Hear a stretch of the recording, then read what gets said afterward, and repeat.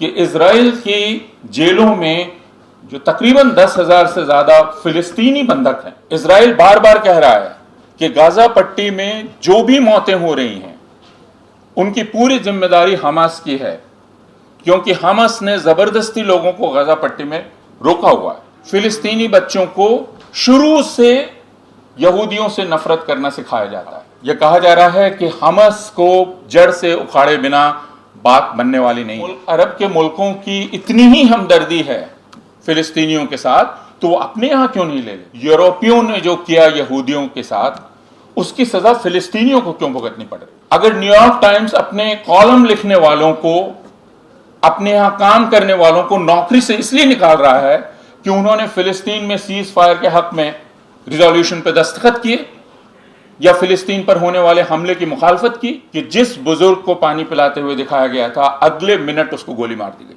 परसों तक की खबर यह थी कि 35 में 18, परसों या 3 दिन पहले, 35 में 18 अस्पतालों ने काम करना बंद कर दिया है।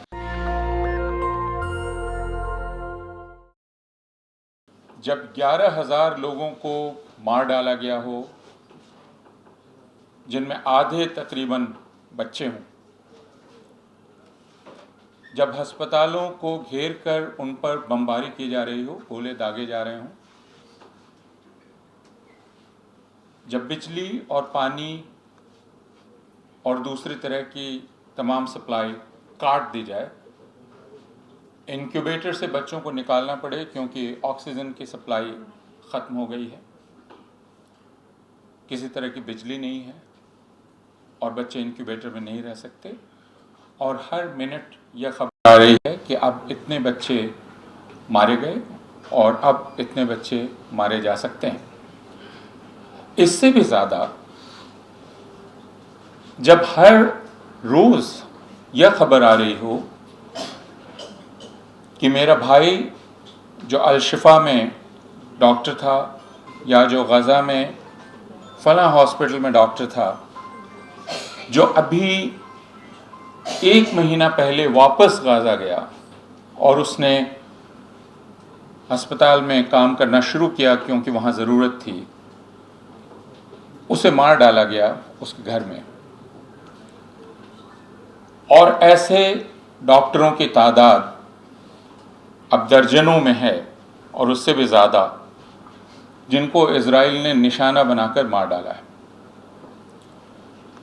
ऐसे सहाफ़ियों की, पत्रकारों की तादाद दर्जनों में है और उससे ज़्यादा, जिनको निशाना बनाकर इजराइल ने मारा है। ऐसे लेखकों की तादाद दर्जनों में है, जिन लेखकों को, शायरों को इजराइल ने निशाना बनाकर मारा है। और जब मैं ये कह रहा हूँ कि निशाना बनाकर मारा है, तो इसलिए कह रहा हूँ कि पूरी दुनिया की सरकारें ये कहती हैं कि इजराइल के पास ऐसी टेक्नोलॉजी है जिससे वह निशानदेही कर सकती है कि कौन कहाँ है, और वो ठीक, जिसे अंग्रेजी में कहते हैं, प्रिसीजन टारगेटिंग कर सकती है। तो फिर वो ये नहीं कह सकती कि ये जो लोग मारे जा रहे हैं, इजराइल को प्रिसाइजली ये नहीं मालूम था कि वो वही हैं। या तो उसकी एक बात सही है या फिर वो बात गलत है। और उसी तरह इजराइल के इस दावे को मानना कि 7 अक्टूबर को क्या हो रहा है उसको खबर नहीं थी। ये इजराइल की वह फौज कह रही है और वह सरकार कह रही है जो दावा करती है कि उसके पास दुनिया की सबसे इंटेलिजेंट आंख मौजूद है, जिस आंख से परिंदा भी नहीं बच सकता, बिल्ली भी अगर उसके करीब से गुजरे तो पूरा प्रोटेक्टिव सिस्टम ट्रिगर हो जाएगा। लेकिन 7 अक्टूबर को क्या हो रहा था इसकी खबर इजराइल को नहीं थी। हमें कहा जा रहा है कि हम इसका यकीन करें, और उसके बाद हमें यह भी कहा जा रहा है कि हम इसका यकीन करें कि इजराइल को उसके बाद सब कुछ मालूम है कि अल-शिफा हॉस्पिटल के नीचे एक टनल है, उस टनल में हमास के लोग छिपे हुए हैं, और इजराइल का और गजा पट्टी का हर सहाफ़ी दरअसल हमास में एम्बेडेड है, और यह कि अल-शिफा हमास का मिलिट्री सेंटर है, उसको यह पता है। हमसे यह कहा जा रहा है कि हम उसी इजराइल की इन तमाम बातों को कबूल कर लें जो इजराइल यह कह रहा है कि 7 अक्टूबर को क्या हो रहा था उसको पता नहीं। तो इन दोनों में से एक ही चीज हो सकती है, और इस पर बात करना बहुत जरूरी है कि कल नाटो के प्रवक्ता ने जरूरी समझा कि बाहर निकल के वो प्रेस कॉन्फ्रेंस करें और प्रेस कॉन्फ्रेंस करके वो ये कहें कि उनको इसकी पक्की खबर है कि अल शिफा हॉस्पिटल हमास का मिलिट्री सेंटर था। आप उस प्रेस कॉन्फ्रेंस को यूट्यूब पर देख सकते हैं, जिसमें उनसे सहाफ़ी ये सवाल कर रहे हैं कि यह खबर आपको कैसे मिली, और वो कहती हैं कि ये हमें अपनी इंटेलिजेंस की जो इनपुट्स हैं उनसे मिली। और फिर उनसे ये सवाल किया जाता है कि क्या आप लोग वहां मौजूद थे, क्या अमेरिका के लोग वहां मौजूद थे, और वो साफ कहती हैं, और इसके लिए उनको शुक्रिया अदा करना चाहिए कि वो इजरायलियों की तरह झूठ नहीं बोलती, लेकिन वो साफ कहती हैं कि नहीं, हमारे लोग वहां नहीं थे। फिर उनसे पूछा जाता है कि यह जो इनपुट है, क्या यह इनपुट आपके लोगों ने दिया है, अमेरिका के लोग दे रहे हैं? और वो कहती हैं no, we have no boots on the ground, we have no boots on the ground, लेकिन हमको यह खबर है। इसका मतलब बहुत साफ है कि यह बात जो इजराइल उनको बतला रहा है, उस बात को वो ज्यों का त्यों दोहरा रहे हैं। और यह बात, इसके लिए मेरे पास सचमुच अल्फाज नहीं है कि मैं किस विशेषण का इस्तेमाल करूं। ये शर्मनाक है, घिनौना है, क्रूर है, बेरहमी है, बेहिसी है, क्या है, जिसमें दुनिया के सबसे ताकतवर मुल्कों के नुमाइंदे निकलकर इस बात की वकालत कर रहे हैं कि अस्पतालों पर हमला होना चाहिए, जिसमें अमेरिकन मेडिकल एसोसिएशन को जब यह पिटीशन की गई कि आप ये दरख्वास्त करें कि हॉस्पिटल पर हमला ना हो, तो अमेरिकन मेडिकल एसोसिएशन ने ऐसी दरख्वास्त, ऐसे पिटीशन करने से इनकार कर दिया। इससे ज्यादा शर्मनाक क्या हो सकता है कि डॉक्टर ये कहने से इनकार कर दें कि अस्पतालों पर हमला नहीं होना चाहिए। फिर उन्होंने जो कसम खाई थी, उस कसम का क्या? जर्मनी के मुखिया हों, इंग्लैंड के हों या अमेरिका के हों, वो अब खुलेआम कह रहे हैं कि इजराइल जो कर रहा है वो बिल्कुल ठीक है। कल अमेरिका में इजराइल के पक्ष में एक रैली की गई। मैं इजराइल के पक्ष में कह रहा हूं क्योंकि उस रैली का नाम भी था रैली फॉर इजराइल, लेकिन वो इजराइल की सरकार जो अभी कर रही है उसके पक्ष में की गई थी। और उसमें अमेरिकन सीनेट के जो स्पीकर हैं, चीफ हैं, वे खड़े होकर कह रहे हैं कि calls for cease fire are outrageous. जंग बंदी की मांग कब से आउटरीजियस हो गई? कब से यह बात आउटरीजियस हो गई कि हम कहें कि जंग नहीं होनी चाहिए, जंग रुकनी चाहिए, मौतें नहीं होनी चाहिए, कत्ल नहीं होने चाहिए? और जब उनसे कहा जाता है कि सीज फायर का मतलब है कि दोनों तरफ से सीज फायर, तो वो कहते हैं कि नहीं, शर्त यह होनी चाहिए कि हमास जो बंधक हैं उन बंधकों को वापस कर दे। बंधक वापस होने चाहिए, किसी भी सिविलियन को बंधक बनाने की जरूरत नहीं है। लेकिन इसका मतलब यह होगा कि इजराइल की जेलों में जो तकरीबन 10,000 से ज्यादा फिलिस्तीनी बंधक हैं और गिरफ्तार हैं, उन्हें भी इजराइल रिहा करे और फौरन रिहा करे। और वे 7 अक्टूबर के पहले गिरफ्तार हुए हैं, उनमें से हजारों लोग। हमें यह समझाने की कोशिश की जा रही है कि यह सब कुछ दरअसल हमास के चलते हो रहा है।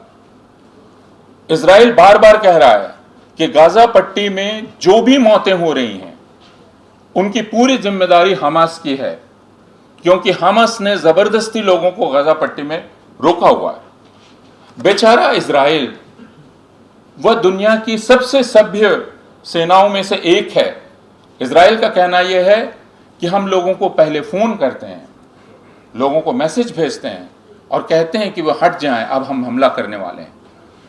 हम इसके पूरा एहतियात बरतते हैं कि हमारे हमले के सामने कोई सिविलियन ना आए। लेकिन दिक्कत यह है कि गाजा पट्टी में को सिविलियन और हमास के बीच में फर्क करना बड़ा मुश्किल है। यहां तक कहा जा रहा है, जो आपने देखा कि इजराइल के राष्ट्रपति ने टेलीविजन पर बाकायदा माइन काम्फ की कॉपी लेकर कहा कि ये हिटलर की जो ऑटोबायोग्राफी है, यह आत्मकथा बच्चों के कमरे से बरामद हुई। इसका मतलब ये कि बच्चों के कमरे से हिटलर की आत्मकथा बरामद हुई। इसका मतलब क्या? इसका मतलब कि वो लेजिटिमेट टारगेट है। आप जो आलोचना कर रहे हैं, और इसके साथ इजराइल के जो मंत्री हैं, इजराइल के नेता हैं, वे कह रहे हैं कि गाजा में कोई भी निर्दोष नहीं है। यह कहना कि गाजा के लोग इनोसेंट हैं, गाजा में कोई भी सिविलियन इनोसेंट नहीं है, क्योंकि इजराइल के मंत्रियों ने कहा कि हर वह व्यक्ति हमारा टारगेट है जो हमास में है, जो एक्टिवली पार्टिसिपेट कर रहा है, जो उसको लेकर खुशी मना रहा है, जो मिठाई बांट रहा है। हर कोई टारगेट है। और यह कहा जा रहा है कि इसलिए बच्चे लेजिटिमेट टारगेट हैं क्योंकि गाजा पट्टी में और वेस्ट बैंक में फिलिस्तीनी बच्चों को शुरू से यहूदियों से नफरत करना सिखाया जाता है। नेतन्याहू बार बार यह बयान दे रहे हैं, और यह बयान यूरोप की तरफ और अमेरिका के लोगों को सुनाने के लिए हैं, जिनमें वे कह रहे हैं कि यह लड़ाई दरअसल हम अपने लिए नहीं लड़ रहे हैं, यह लड़ाई हम आपके लिए लड़ रहे हैं, हम यूरोप के लिए लड़ रहे हैं, क्योंकि ये लोग, ये जो बर्बर फिलिस्तीनी हैं, ये बर्बर फिलिस्तीनी पहले हमें खत्म करेंगे। ये हमें छोटा शैतान कहते हैं और आपको बड़ा शैतान कहते हैं, और फिर वो आपकी तरफ आएंगे। तो हम जो ये जंग कर रहे हैं, ये जंग हम, और उन्होंने कहा कि this is a war between good and evil, good and bad. Europe के लोगों को वो समझाने की कोशिश कर रहे हैं कि ये उनकी तरफ से जंग चल रही है। और इसलिए जब फ्रांस के मैक्रोन ने कहा कि यह बर्दाश्त के बाहर हो रहा है, तो नेतन्याहू ने उनको भी चेतावनी दी। नेतन्याहू के आप हर बयान को सुनिए जिसमें धमकी है, और वह धमकी यूरोप के लीडर्स को है और उन तमाम लोगों को दी जा रही है जो यह कहने की हिम्मत जुटा पा रहा है कि सीज फायर होना चाहिए, उसको नेतन्याहू धमकी दे रहे हैं। लेकिन अब यह बात भी बहुत साफ है, और यह हमें कहना चाहिए कि यह जंग दरअसल, इस जंग में अमेरिका शामिल है। अगर यह जंग है तो इस हमले में अमेरिका शामिल है। अमेरिका अगर इस वक्त लगातार हथियार भेज रहा है, लगातार पैसे भेज रहा है, और यह अमेरिका एक्सेप्शनल तरीके से करता है, जो इस बार उसने किया है कि वो कोई भी शर्त नहीं लगाएगा कि आप इस पैसे का और ये जो हम आपको मदद कर रहे हैं, इस मदद का कैसे इस्तेमाल करेंगे, इस पर अमेरिका कोई शर्त नहीं लगाएगा। यानी इजराइल उसका जैसे चाहे इस्तेमाल कर सकता है फिलिस्तीनियों के खिलाफ। मसला कभी भी हमास नहीं था। यह कहा जा रहा है कि हमास को जड़ से उखाड़े बिना बात बनने वाली नहीं है, लेकिन मसला हमास नहीं है। और यह इससे साफ है कि वेस्ट बैंक में तो हमास नहीं है। वेस्ट बैंक में तो अमेरिका और इजराइल और यूरोप की पसंदीदा सरकार है। फिर वेस्ट बैंक में क्यों लगातार फिलिस्तीनियों पर हमला हो रहा है? क्यों वेस्ट बैंक में उनको गिरफ्तार किया जा रहा है और उनको मारा जा रहा है? क्यों वेस्ट बैंक में, कल आपने देखा होगा कि इजराइल के टैंक ने वेस्ट बैंक का वह स्मारक ढा दिया जो यासिर अराफात का स्मारक था। वहां कौन सा हमास है? इससे बात बहुत साफ है। और यह बात इजराइल के कृषि मंत्री ने कही, इजराइल के राष्ट्रपति ने कही, इजराइल के संस्कृति मंत्री ने कही, हेरिटेज मिनिस्टर ने, कि हमारा इरादा गाजा को पूरी तरह साफ कर देने का है, हमारा इरादा गाजा को डीपॉपुलेट करने का है। वो अब ये कह रहे हैं कि अगर अरब के मुल्कों की इतनी ही हमदर्दी है फिलिस्तीनियों के साथ, तो वो अपने यहां क्यों नहीं ले लेते हैं? और ये भी सलाह दे रहे हैं संख्या बतलाकर कि इतने इतने को बांट लीजिए आपस में।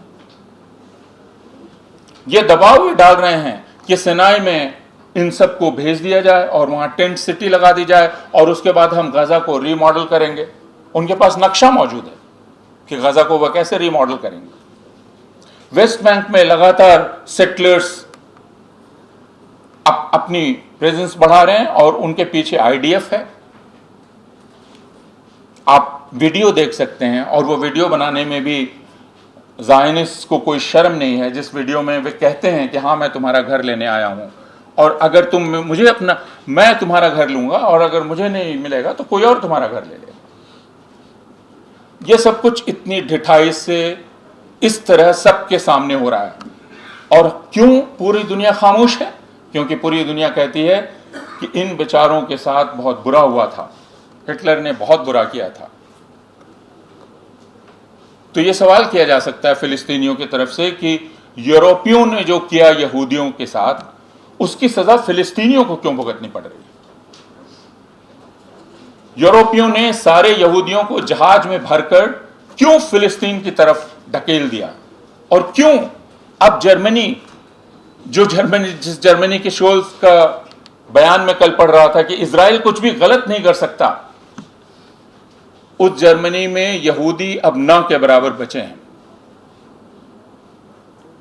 और जर्मनी अपनी गिल्ट को बचाना चाहता है और दूसरे अपनी नफरत को भी छिपाना चाहता है, जो नफरत मुसलमानों के खिलाफ है। क्योंकि यहूदी तो अब वहां नहीं दिखते, लेकिन मुसलमान दिखते हैं। और इसलिए इस बहाने जो मुसलमान विरोधी नफरत है, वह नफरत भी जाहिर हो रही है और ये पूरी दुनिया में जाहिर हो रही है। और पूरी दुनिया में जो सबसे ताकतवर लोग हैं, वो इस दुनिया के सबसे कमजोर लोगों के खिलाफ खड़े हैं। और ये एक ऐसा मंजर है जो हम सब लोग देख रहे हैं टेलीविजन पर और बाकी तमाम जगहों पर। Washington post, New York times, America के टेलीविजन चैनल्स, बीबीसी और तमाम बड़े चैनल्स, ये तमाम अखबारात और चैनल्स खुले आम इजराइल का साथ दे रहे हैं, इजराइल के इस हमले का साथ दे रहे हैं। और ये एक ऐसा मौका है जिसमें हमारा भरोसा उन तमाम इदारों से उठ गया जिन इदारों के पास हम कभी दरख्वास्त लेकर जाते थे कि दुनिया के इस हिस्से में ह्यूमन राइट्स वायलेशन हो रहा है, हम आपके पास आए। हम नहीं जा सकते। यूरोपियन यूनियन, अमेरिका के सेनेटर्स, न्यूयॉर्क टाइम्स। अब न्यूयॉर्क टाइम्स में छपे किसी भी आर्टिकल की ऑथेंटिसिटी मेरे सामने क्या है? अगर न्यूयॉर्क टाइम्स अपने कॉलम लिखने वालों को, अपने यहां काम करने वालों को नौकरी से इसलिए निकाल रहा है कि उन्होंने फिलिस्तीन में सीज फायर के हक में रिजोल्यूशन पर दस्तखत किए या फिलिस्तीन पर होने वाले हमले की मुखालफत की, यह सिर्फ वहां नहीं हो रहा है, हार्वर्ड में, येल में, ये सारी जो आईवी लीग यूनिवर्सिटीज हैं, जो इस बात का दावा किया करती थी कि हमारे यहां फ्रीडम ऑफ स्पीच है, और अमेरिका जो फ्रीडम ऑफ स्पीच का झंडा ऊंचा किया रहता था, अब वहां फिलिस्तीन का नाम लेना एक जुर्म है। आपकी नौकरी चली जाएगी। अगर आप छात्र हैं तो आपको कल नौकरी नहीं मिलेगी। यह अमेरिका और यूरोप का हाल है। यह जो इजराइल का हमला है फिलिस्तीन पर, और मैं फिलिस्तीन कह रहा हूं क्योंकि ये सिर्फ गाजा पट्टी नहीं है, जैसा जॉन दयाल ने कहा और बाकी साथियों ने कहा। वेस्ट बैंक को आप ना भूलिए। वेस्ट बैंक जिसको पूरी तरह से, जिसकी शक्ल बदल देने का इरादा इस गाजा के आड़ में किया जा रहा है और जिस पर ज्यादा बात नहीं हो रही है दुनिया। और इन सारी तस्वीरों को याद रखिए, क्योंकि आज हम लोग जिन्होंने हिटलर को नहीं देखा, हम वो फिल्में देखते हैं और फिल्म देखकर हम सोचने की कोशिश करते हैं कि इंसानी क्रूरता किस हद तक जा सकती है, किस हद तक वो प्लान कर सकती है, किस हद तक क्या इंसान के चमड़े से लैंप बनाने की बात सोची जा सकती है? बीमार आदमी पर एक्सपेरिमेंट किया जा सकता है? ये सब देखकर हम सिहर जाते हैं। लेकिन आज जो इजराइल के लोग कर रहे हैं, ज़ायनिस्ट कर रहे हैं, मैं इजराइल के सारे लोगों को शामिल नहीं करता, ज़ायनिस्ट कर रहे हैं, उनको देखकर हमें लगता है ये सारी क्रूरता अभी हमारे सामने हो रही है।